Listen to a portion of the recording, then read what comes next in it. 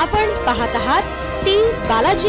निरोगी आरोग्य हीच मोठी श्रीमंती असून शासनाच्या आरोग्य सेवेचा महिलांनी सर्वाधिक लाभ घ्यावा असे आवाहन उपमुख्यमंत्री अजित पवार यांनी राष्ट्रवादी काँग्रेस आणि इच्छा भगवंताची परिवार आयोजित महिला सर्वरोग निदान आरोग्य शिबिरात केले।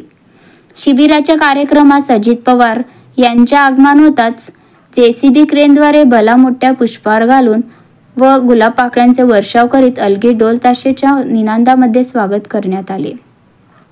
राज्याचे उपमुख्यमंत्री अजित पवार हे सोलापूर शहर जिल्हा दौऱ्यावर आले असता त्यांनी रामवाडीतल्या महिलांसाठी आयोजित केलेल्या सर्वरोग निदान आरोग्य शिबिराचे उद्घाटन केले व त्यांच्या शुभ हस्ते दीप प्रज्वलन करण्यात आला।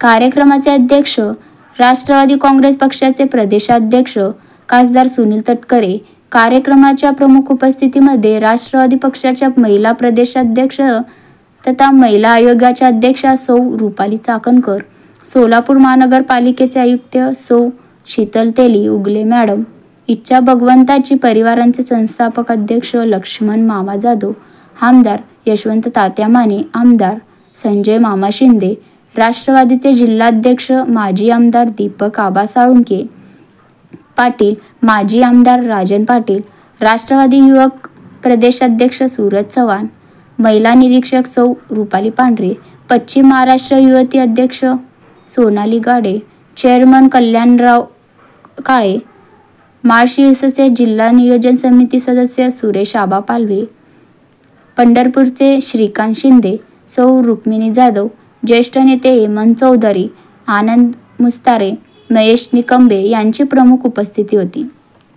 यावेळी मान्यवरांचा सत्कार राष्ट्रवादी काँग्रेस पार्टीचे प्रदेश उपाध्यक्ष किसन जाधव, लोकप्रिय नगरसेवक नागेश गायकवाड, राष्ट्रवादी युवक प्रदेश सरचिटणीस चेतन गायकवाड यांच्या हस्ते करण्यात आला।